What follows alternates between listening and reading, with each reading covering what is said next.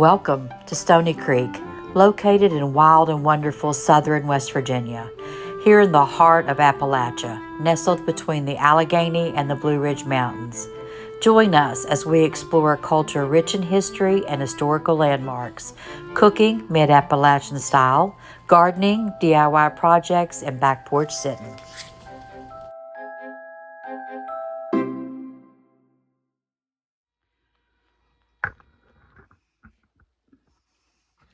Okay, we're going to cook some dry beans today. The first thing I have done is I soaked my beans overnight, and I soak them in water with a little bit of baking soda in them.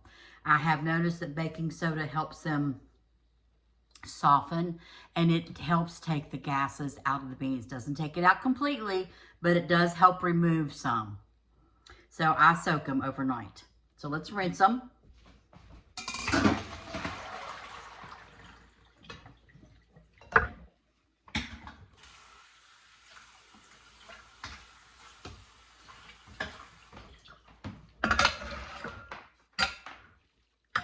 We're going to put them in our bean pot. This pot is my grandma's bean pot. It's very old.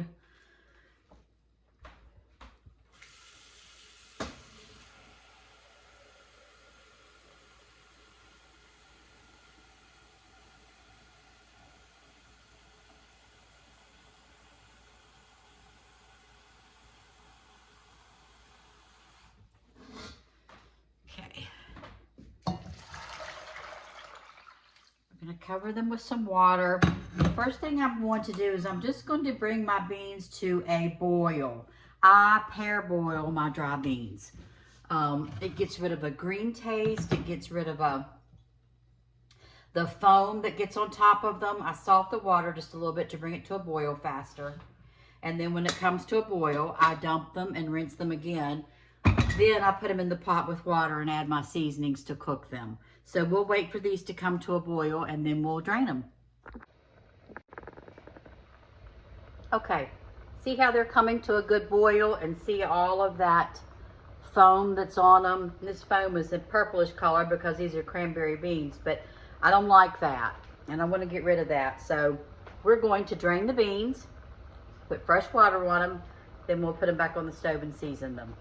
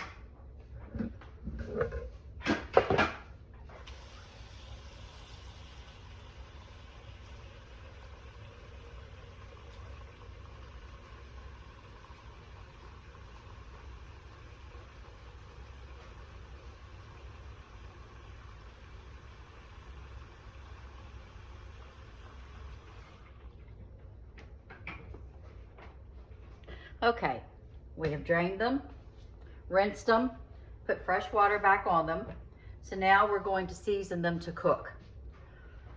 So we want salt. It's a half a teaspoon, a whole, and we're going to do a half more. Okay. Vegetable oil, a couple tablespoons.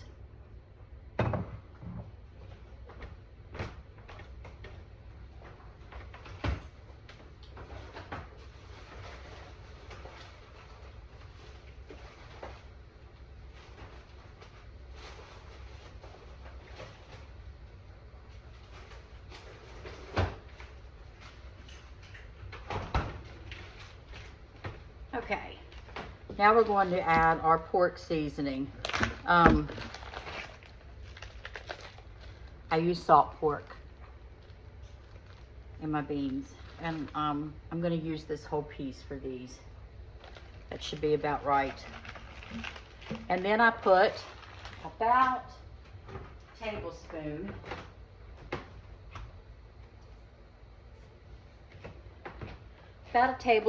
maybe a tablespoon and a half of sugar. And that's all.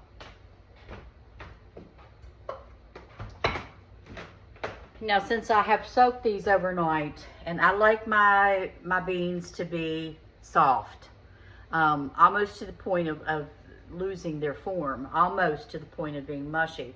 I don't like them hard. I don't like them firm. I don't like them watery. I like for my beans to cook down to the point where the soup in them is a thick soup, not a watery soup.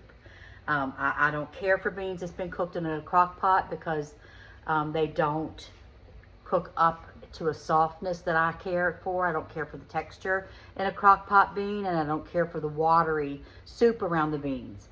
I want a thick soup, or thicker than water, not thick, but you can only obtain that by cooking them on top of the stove at a certain boil. You cannot get that in a crock pot, so I do not crock pot my beans. So we're going to turn the heat down to a medium heat, and we'll put a lid on them and let them sit here and cook. Okay, this boil right here, that's what I like mine to boil at for about 3 or 4 hours. That gives me a good, soft, soupy bean. Okay, I've got some greens washed and cut up. There's collards, mustard, and kale. All I have in them is water. I'm going to let these cook, and then I'll show you how I season my greens. Okay, I used the cured salt pork to fry in the skillet to get some flavored grease that's going to season the greens. So this is what I use, salt pork. And this package I bought's already sliced, so that will be a help. I won't have to slice it.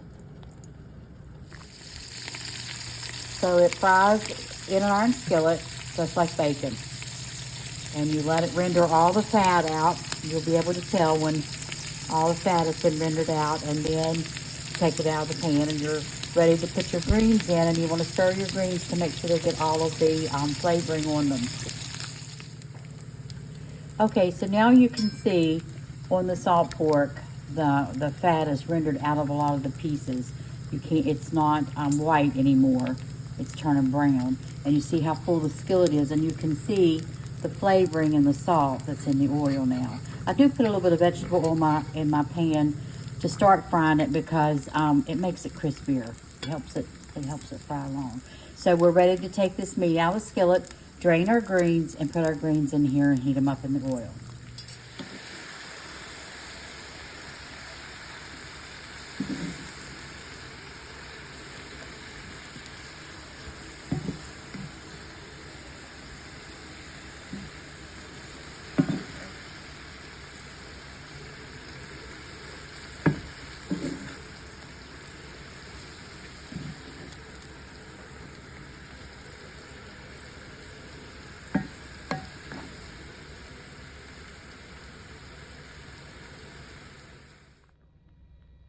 Okay, y'all, we're going to make a no-bake cheesecake this evening for supper. This is a Martha Stewart recipe.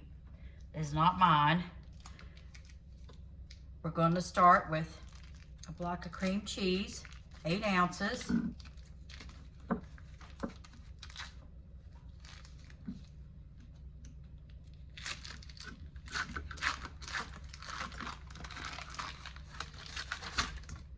Okay, there's 1, and here's 2.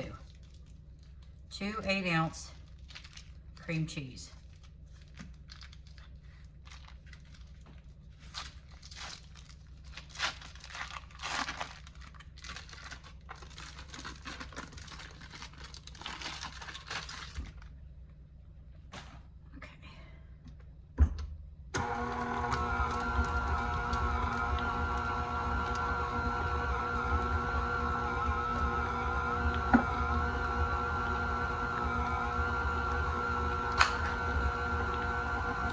Okay, and now 1 14-ounce can of sweetened condensed milk.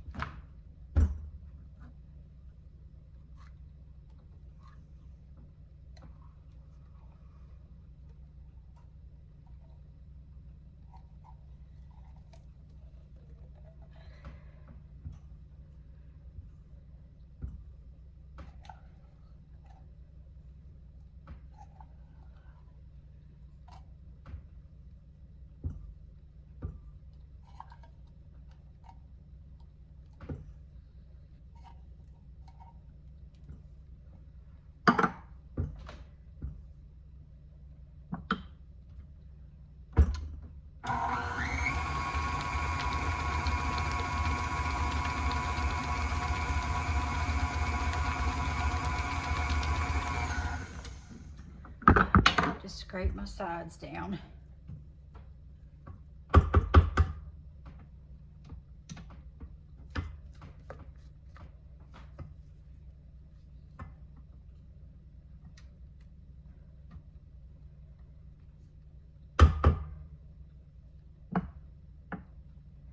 I'm adding a little bit of lemon juice. It's about a tablespoon of fresh squeezed lemon juice, and just a dash of vanilla.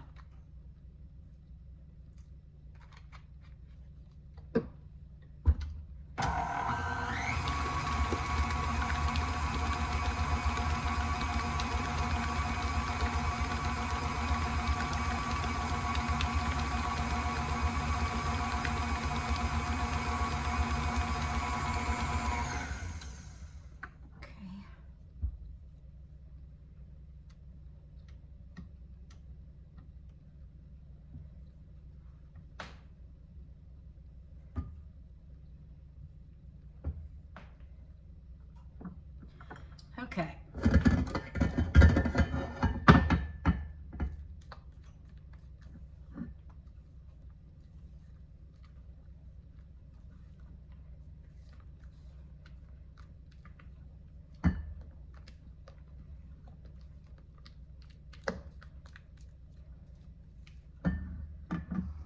Okay, now we're going to put it over here.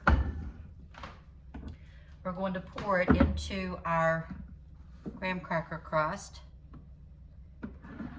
that I prepared earlier.